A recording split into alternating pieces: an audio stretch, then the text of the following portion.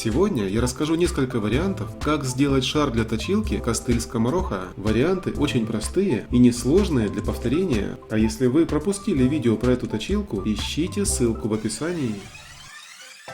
Первый вариант, самый простой. Можно взять абсолютно любой пластмассовый шар, просверлить отверстие и нарезать в нем резьбу. Сверлится шар очень легко, а вот с мельчиком нужно быть осторожным. Пластмасса – материал хрупкий, и при нарезании резьбы в ногтях его легко расколоть. Купите сразу пару шаров, следующая точилка будет двухсторонней, и они как раз пригодятся. Второй вариант был мною испытан исключительно из любопытства. Мне было интересно, можно ли просверлить и нарезать резьбу в обычном чупа-чупсе. Но конфета оказалась слишком хрупкой.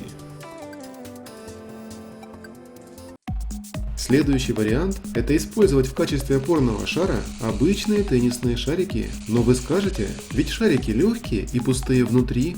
Отлично, давайте сначала просверлим их, а потом я покажу дальше, что я придумал. Теннисный шарик будет отличной формой для заливки, лишь осталось найти наполнитель.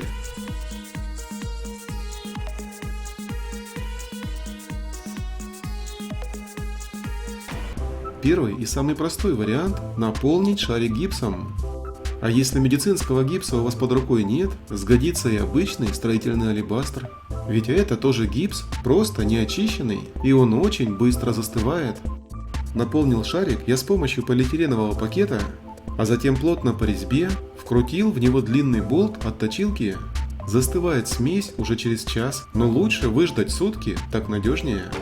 А второй шарик я решил сделать максимально похожим на заводской вариант. И наполнять я его буду эпоксидной смолой, подкрашенной черной краской. Я думал, что при застывании эпоксидка примет внутреннюю форму шара, и мне лишь останется снять с нее оболочку. Но на самом деле все оказалось сложнее, но об этом позже. А сейчас я залил медицинским шприцом хорошо вымешанную смолу внутрь шара. Но скажу сразу, я немного перестарался. Излишки масла нужно было протереть, а так оно заполнило верхние 2 мм пространства и из-за этого не позволило сделать шарик идеально круглым. На следующий день я пришел в мастерскую, чтобы очистить шары и испытать их в работе.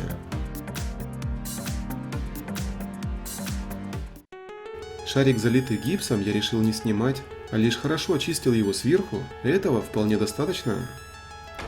А вот шарик, залитый эпоксидкой, мне был интересен больше всего. Этот клей очень прочный, и очищать его не так просто. Выкрутился болт, на удивление, очень легко, еще бы, ведь масла я не пожалел. Но скалывать с эпоксидки теннисный шарик оказалось задачей не из легких. Пластмасса скалывалась по миллиметру, и лучше бы я хорошо намазал маслом внутреннюю сферу шара. Но мы легких путей не ищем, и раз шарик не хочет слазить сам, я решил его подпалить. Все мы знаем, как быстро горит такая пластмасса, почти мгновенно.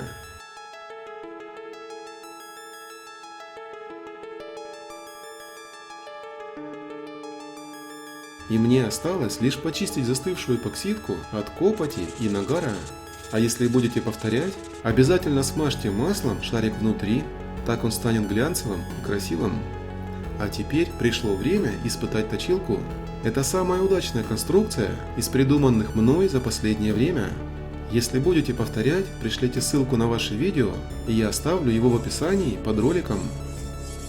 Смотрите и другие мои видео, они не менее интересные. Спасибо, друзья, и до встречи в комментариях.